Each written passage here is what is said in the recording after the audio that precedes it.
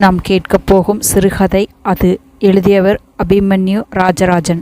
ஒரு அமாவாசை இரவு மயானத்திலிருந்து அது புறப்பட்டது. காற்றையும் இருட்டையும் கிழித்து கொண்டு அது வேகமாக முன்னேறி அந்த வீட்டுக்குள் நுழைந்தது. அந்த வீட்டிலிருந்தவர்கள் தூங்கிக் கொண்டிருந்தார்கள். அது ஏதாவது ஒரு உடம்புக்குள் புக எத்தனித்தது. ஒவ்வொரு உடம்பாய் பார்த்தது. கடைசியாக அந்த உடம்புக்குள் புகுந்து கொண்டு ஆக்கிரமிக்கத் தொடங்கியது. பழி வேண்டும், பழி வேண்டும் என்று அது அந்த உடம்புக்கு கட்டளையிடத் தொடங்கியது. வைத்தீஸ்வரி பாட்டிக்கு 2-3 நாட்களாகவே மல்லிகாவின் மீது சந்தேகம். அவள் எதையாவது பார்த்து பயந்து விட்டாளோ என்று. மல்லிகாவுக்கு 16 வயது. 2-3 நாட்களாகவே மல்லிகா சித்தப்பிரமை பிடித்தவள் போல் இருந்தாள். இடமும் பேசுவதும் கிடையாது, சரியாக சாப்பிடுவதும் கிடையாது. தனியாக உட்கார்ந்து ஏதோ ஆழ்ந்த யோசனையிலேயே நாள் முழுக்க இருந்தாள். அக்கா குழந்தை பாபு என்றால் அவளுக்கு கொள்ளை இஷ்டம். ஆனால் அந்த குழந்தையை கூட இந்த 3 நாட்களாக அவள் கொஞ்சுவதும் கிடையாது. நிச்சயம் மல்லிகா எப்போதாவது இதுபோல் இருந்தது இல்லை. வைத்தீஸ்வரி பாட்டி அவளிடம் வலுக்கட்டாயமாக பேச்சு கொடுத்தாள். ஏண்டி மல்லிகா, ஏன் ஒரு மாதிரி இருக்கே? ஒன்றுமில்ல பாட்டி. மல்லிகா பயந்தபடியே பதில் சொன்னாள். என்னாச்சு? என்கிட்ட சொல்லுடி. நிச்சயம் ஏதோ பார்த்து பயந்திருக்கே. என்னாச்சு? பாட்டி கட்டாயமாக கேட்க. ஒன்றுமில்லைன்னு சொல்கிறேன் இல்லை. மல்லிகா கோபமாக கத்தினாள். அவள் அவ்வாறு கோபப்பட்டு பாட்டி பார்த்ததே இல்லை. அப்படி கத்தும்போது கூட மல்லிகா பாட்டியின் முகத்தை பார்க்காமல் விட்டத்தையே விரித்து கொண்டிருந்தாள். பாட்டி ஏதோ சொல்ல வாயெடுக்கும் முன் மல்லிகா அந்த இடத்தை விட்டு போய்விட்டாள். மல்லிகாவின் அம்மா கோமதியும் மல்லிகாவிடம் உள்ள மாற்றத்தை கவனிக்க தவறவில்லை. ஆனால் மல்லிகா அவளிடமும் எதுவும் பிடிகொடுத்து பேசவில்லை. கோமதி பாட்டியிடம் மல்லிகா பற்றி விவாதித்தாள். ஏமா 2 நாளாவே அவ என்னமோ மாதிரி இருக்கா? ஆமாண்டி, என்னவோ பார்த்து பயந்துருக்கா. ஏமா என்னத்தை பார்த்து பயந்துருப்பா? ஏதாவது காத்து கருப்பு இருக்குமோ? அந்த பக்கத்து வீட்டு ரேவதி தூக்கு போட்டு அன்னையிலிருந்து தான் இவ இப்படி இருக்கா. இருக்கலாம். எதுக்கும் 2-3 நாள் விட்டு பார்க்கலாமடி. இல்லம்மா, அவ இந்த மாதிரி இருந்ததே கிடையாது. எனக்கு பயமா இருக்கு. நம்ம கோட்டையும் நம்பூதிரி கூப்பிடலாமா? என்னடி பேசுகிற? நம்ம மல்லிகாவுக்கு அப்படியெல்லாம் எதுவும் இருக்காதுடி. நம்ம வீட்டு பொண்ணை போய் பேய் பிடிச்சிருக்குன்னு நாமளே எப்படி சொல்கிறது? பாட்டியின் கண்கள் ஈரமாகிவிட்டன. இல்லைம்மா, நம்பூதிரி நம்ம குடும்பத்துக்கு வேண்டப்பட்டவர். அவர் காதும் வச்ச மாதிரி பிரச்சனையை தீர்த்திடுவார். நம்ம 3வது வீட்டு பிரபா பேய் பிடிச்சப்ப கூட அவர் வந்து சுலபமாக தெளிவு செஞ்சிட்டாரு. என்ன ஓடி அம்மா, இந்த வயசு காலத்தில் இதெல்லாம் பார்க்கணும்னு என் தலையெழுத்து என்றாள் பாட்டி.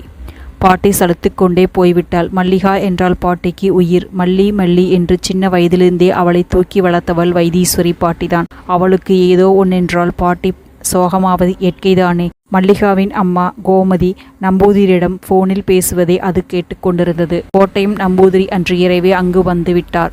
நம்பூதிரி குள்ளமாக இருந்தார். உடம்பெல்லாம் சந்தனம் பூசி இருந்தார். முகத்தில் தெய்வத்தின் கடாட்சம் பரிபூரணமாக குடியிருந்தது.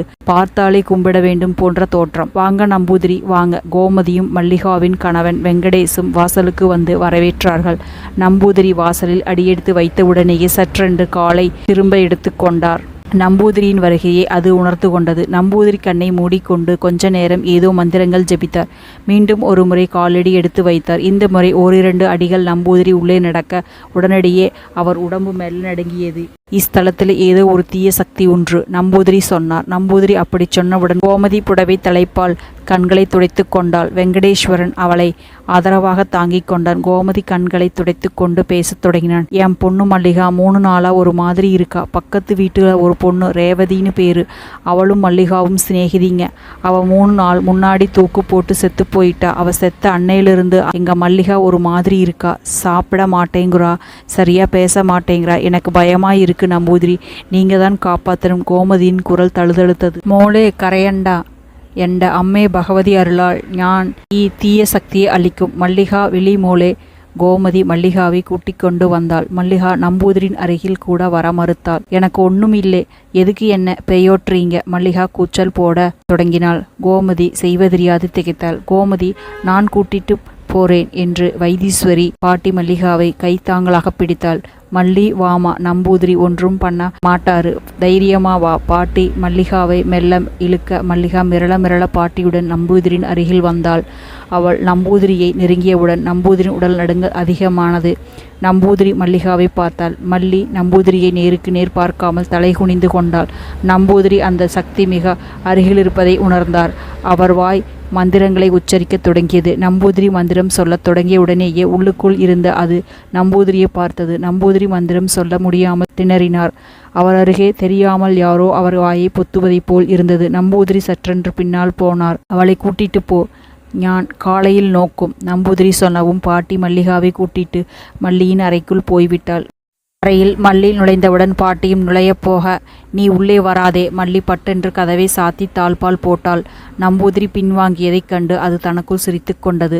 நம்பூதிரிக்கென்று ஒதுக்கப்பட்ட அறைக்கு அவர் போய் அவர் பூஜையை தொடங்கினார். மற்றவர்கள் அனைவரும் அவரவர் அறைக்கு போகும்படி சொல்லிவிட்டார்கள். இரவு மணி 12 இருக்கும். மல்லி கட்டிலில் இருந்து கண் விழித்தாள். யாருக்கும் தெரியாமல் மெல்ல அடிமேல் அடியெடுத்து வைத்து நம்பூதிரின் அறையை நோக்கி போனாள். எதற்கோ கண் விழித்த கோமதி மல்லி நம்பூதிரின் அறையை நோக்கி போவதை பார்த்தாள். ஏதோ சொல்ல வாயெடுத்தவள் சற்றென்று நிறுத்தி கொண்டாள். ஒருவேளை நம்பூதிரின் மந்திரங்கள் வேலை செய்ய தொடங்கிவிட்டதோ என்னவோ. அந்த அறைக்குள் போவதும் நல்லதுக்குத்தான். கோமதி மல்லியை பார்த்ததாய் காட்டிக்கொள்ளவில்லை. மல்லி நம்பூதிரின் அறைக்குள் போனதும் கொஞ்ச நேரத்துக்கு பேச்சு குரல் கேட்டது. மீண்டும் மல்லி கதவை திறந்து கொண்டு சற்று முற்றும் பார்த்துவிட்டு யாருக்கும் தெரியாமல் அவள் அறைக்குள் போய் கதவை தாழ்பால் போட்டாள்.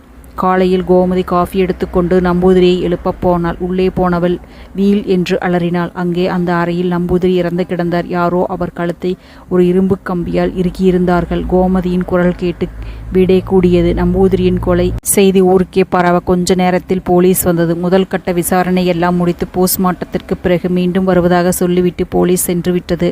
மல்லி நம்பூதிரின் அறைக்கு போன விஷயத்தை கோமதி தயங்கி குடும்பத்தாரிடம் சொல்ல, அதை பற்றி போலீசாரிடம் மூச்சு விடக்கூடாது என்று குடும்பமே முடிவெடுத்தது. நம்பூதிரியின் மரணத்துக்கு பிறகு மல்லி மேலும் மோசமாக நடந்து கொண்டாள். முதலில் 1-2 வார்த்தைகளாவது பேசினாள். இப்போது யாரோடும் பேசுவதையும் சுத்தமாக தவிர்த்தாள்.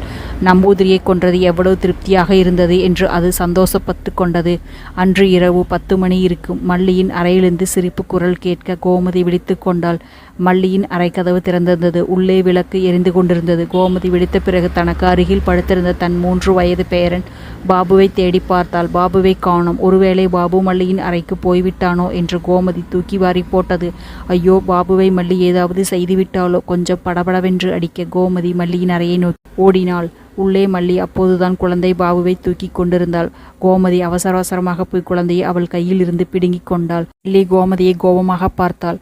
ஆனால் எதுவும் பேசவில்லை. கோமதி பாபுவை தூக்கி கொண்டு வந்து தன் பக்கத்தில் படுக்க வைத்து கொண்டாள். இரவு மெல்ல மெல்ல நகர்ந்து கொண்டிருந்தது. கிட்டத்தட்ட 12 மணிக்கு தண்ணீர் குடிக்க எழுந்த வைத்தீஸ்வரி பாட்டி மல்லியின் அறையில் விளக்கு எரிவதை பார்த்துவிட்டு உள்ளே போனாள். ஏண்டி மல்லி, இன்னும் தூங்கலையா?